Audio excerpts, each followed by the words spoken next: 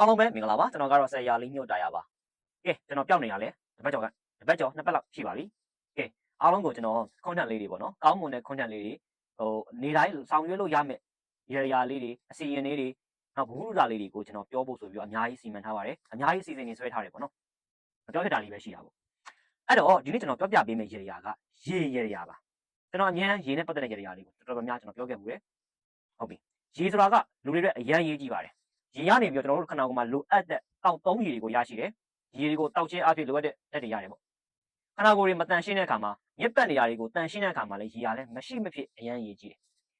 ကျွန်တော်ကဘာကြီးမှာလည်းကုန်းရေကြီးနဲ့ရေပြင်းနဲ့ဆိုပြီးတော့ဒီနှစ်မျိုးရှိတယ်အဲ့ဒီနေရာမှာရေကကုန်းမြေထက်ပိုပြီးတော့ဧရိယာပိုကျဲသွားတယ်အဲ့တော့ရေဒီအရန်ရေးကြီးတဲ့သဘောတွေပဝါးထဲမှာရှိတယ်ပေါ့နော်အဲ့တော့ရေနဲ့ပတ်သက်ပြီးတော့ရေရာလေးပြောပြပါမယ်ရေအကျိုး10ပါးရှိပါတယ်ကျွန်တော်တို့အများအားရှိလို့ကြီးတွေဆိုအများအားရေလူဟဲ့ရေချမ်းစင်လေးလူဟဲ့ရေကျိုး10ပါးမတောင်းမဲ့နဲ့ပြည့်တယ်ဟဲ့ဆိုပြီးပြောကြတယ်ကျွန်တော်များရေကျိုး10ပါးဆိုတော့ရေကျိုး10ပါးပြည့်တယ်တော့ပြီးထားကြတာဘာတွေရှိလဲမသိကြအောင်တက်ရှည်စင်လှချမ်းသာရဗလညံပညာလျင်မြန်တန်ရှင်းကြော်စောခြင်းမုတ်ကင်းချွေရန်တာတက်ရှည်စင်လှအသက်ရှည်တယ်အစင်းလှတယ်ချမ်းသာမှုတွေပြည့်စုံတယ်ဗလာတွေနော်ကိုခန္ဓာတွေဟိုဗလာအစွမ်းရည်ပြည့်စုံတယ်ဉာဏ်တွေကောင်းလာလိမ့်မယ်လင်းညံတက်လက်ရှိမယ်ပြင်ပေါ့မယ်နော်တွေးသမျှအောင်ကလည်းမြန်ဆန်တွေးနိုင်မယ်ခွန်နိုင်မယ်အတန့်ရှင်းရှိမယ်ကြော်စောမယ်ကြော်ကြားမယ်ပေါ့မုတ်ကင်းအစားအတော့ငတ်မုံခြင်းနေကင်းမယ်ချွေရန်တာတဲ့ချွေရန်နေကြော်စောမယ်ဆိုရဲစူကြီးစေဘူးရမယ်ဆိုကြတယ်ကဲမနဲ့အိယာနိုးတိုင်းမှာလူတိုင်းနော်ညမှာအိတ်တဲ့မနဲ့မှာအိတ်တဲ့သူတွေတော့မပြောဘူးပေါ့ဗျာပုံမှန်အားဖြင့်လူအများစုကတော့မနဲ့နော်နေထွက်ပြီဆိုတာနဲ့အိယာနိုးကြတယ်အိယာနိုးပြီဆိုတာနဲ့အရင်ဆုံးမလုပ်ကြလဲရေစားတော့ရေတောက်မယ်နော်မျက်နှာတက်မယ်ရေချိုးတဲ့သူကရေချိုးမယ်တနေ့စာလုပ်ငန်းဆောင်တာတွေကိုသွားမယ်အဲ့တော့ရေကရမ်းရေးကြည့်တယ်ရေမတောက်တဲ့သူမရှိဘူးမနက်တိုင်းလုံးမဟုတ်ရင်မနက်တိုင်းရေမချိုးတဲ့သူမရှိဘူးလုံးမဟုတ်ရင်မနက်တိုင်းမျက်နှာမတက်တဲ့သူမရှိဘူးရေနဲ့ပတ်သက်ပြီးတော့တစ်ခုလုံးနေရသူရှိကိုရှိအဲ့တော့ရေဒီအရေးအရန်ကြီးတဲ့အခန်းကဏ္ဍတွေပါဝင်လာတယ်အဲ့ဒါကြောင့်မလို့အရင်ဆုံးပေါ့နော်ကျွန်တော်တို့တောက်သုံးရေတွေကိုမတောက်သုံးမယ်တောက်သုံးရေတွေကိုမသုံးဆွဲမိမှာအရင်ဆုံးဘာလုပ်ကြလဲဆိုတော့ကျွန်တော်တို့ရေကိုကြိုင်မိရနဲ့ကျွန်တော်အခုပြောတဲ့ဂါလာကိုယူပေးရပါတယ်။တိတ်တိမဟာတိတ်တိအပေါင်းထောင်သောထက်စရာတက်တိတ်တိမဟာတိတ်တိအပေါင်းထောင်သောတက်စရာတက်တိတ်တိမဟာတိတ်တိအပေါင်းထောင်သောတက်စရာတက်ဟုတ်ကလေးပြောရမှာဆိုတော့ဒါဒီတိတ်တိတင်နေကြတာကိုတောက်သုံးနေတဲ့ရေကိုမျက်နှာတက်လိုက်တဲ့ရေကိုချိုးမိုးလိုက်တဲ့ရေအားလုံးကတိတ်တိတွေပြည့်စုံပြီးတော့ကိုခန္ဓာတစ်ခုလုံးတွေလိုအပ်တဲ့အရာတွေကိုဖြည့်ဆည်းပေးသွားမယ်ဆိုရင်ဒါဒီတိတ်တိမင်္ဂလာပြည့်တာပဲနော်အဲ့ဒါရှိမယ်ကဲအဲ့ဒါပြီးသွားတဲ့အခါကျရင်ဘာလုပ်ရမလဲဆိုတော့မိမိရဲ့အိမ်မှာရှိတဲ့မြတ်စွာဘုရားရှင်ကိုရောမြတ်ကြီးကိုရည်စူးရည်မှန်းပြီးတော့မှနော်ကျွန်တော်တို့မြတ်စွာဘုရားရှင်ကိုရောမြတ်ကြီးနဲ့ယဟန္တာမြတ်အပေါင်းတို့ကိုရေချမ်းကိုးကွယ်လှူပေးရတယ်တချို့အိမ်တွေမှာဆိုတော့ရေချမ်းကိုးကွယ်လှူခွက်တွေရှိကြတယ်တစ်ခါလုံးခွက်လေးလည်းလှူလို့ရတယ်နော်အကယ်၍မိကဘုရားရှင်မရှိဘူးဆိုရင်ဘုရားနဲ့ယဟန္တာအရှင်မြတ်ကြီးကိုရည်စူးပြီးတော့လေကိုးကွယ်လှူပြန်လို့ရတယ်တကယ်ကိုးကွယ်လှူနိုင်ဆိုတော့ပေါင်းကွက်တော့လှူရမလားပြီးတဲ့အခါမှာကဲနောက်ချက်ပေါ့နော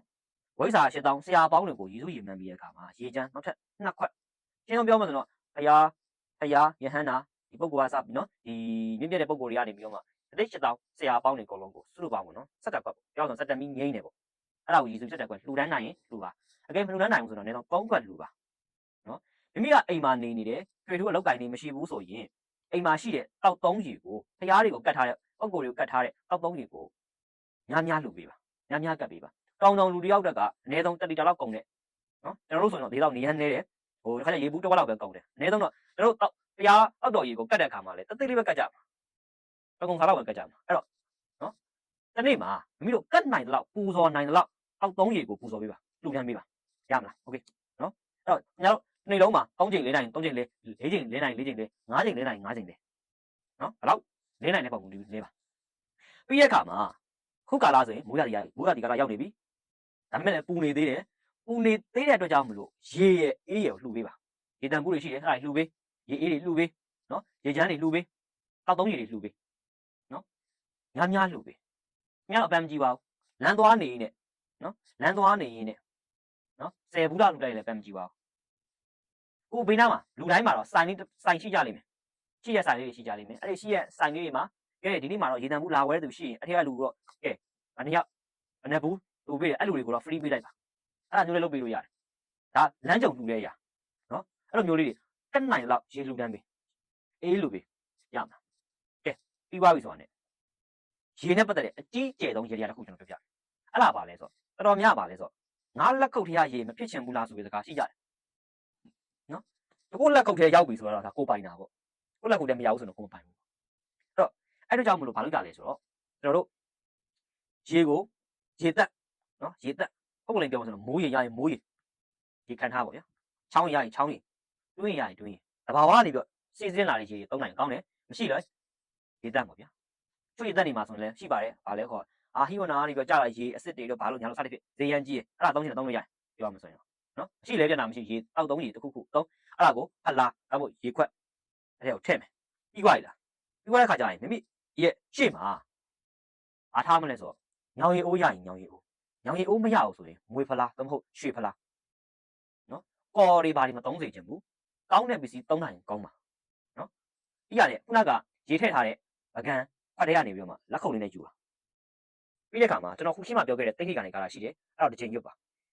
ရေထဲမှာရှိနေလက်ခုပ်ထဲမှာရှိနေရေကကိုပိုင်တဲ့ရေအဲ့တော့ဒီနေ့မှာငါကန်ကောင်းပြီငါအဆင်ပြေပြီငါလက်လာပါတွေတိုးတက်ပြီကောင်းမွန်ခြင်းမင်္ဂလာတွေပြည့်စုံပြီဆိုပြီးတော့ရှင်းမှထားရတဲ့နော်တန့်ပြန့်နေတဲ့ပကံထဲကိုထည့်ထားပါအဲ့လိုပဲတစ်ချိန်အနည်းဆုံးမလည်းလက်ခုပ်နဲ့ပေါင်းဘက်ကနေပြီးတော့ခုနှစ်ခွက်ထိထည့်ပြီအဲ့ဒီရေကိုမျက်နှာတက်တာပဲခေါင်းလျှော်တာနော်ဟိုမျက်နှာတက်တာခေါင်းလျှော်တာအစိမ့်ပြားညာမှန်မြောက်သုံးပေးမယ်အဲ့ဒါတွေပုံမှန်လေးလုပ်ပြီးလက်ခုပ်တွေကရေတွေကိုပုံမှန်လေးလုပ်ပြီးတော့သုံးပေးမယ်လုပ်ပေးမယ်ဆိုရင်ကံကောင်းခြင်းတွေရလာလိမ့်မယ်လက်တိတ်တာတွေလည်းအေးသွားလိမ့်မယ်ပူနေရရှိရင်အေးသွားလိမ့်မယ်ဗျာအားလုံးအဆင်ပြေရှောင်းမှုကြပါစေခင်ဗျာ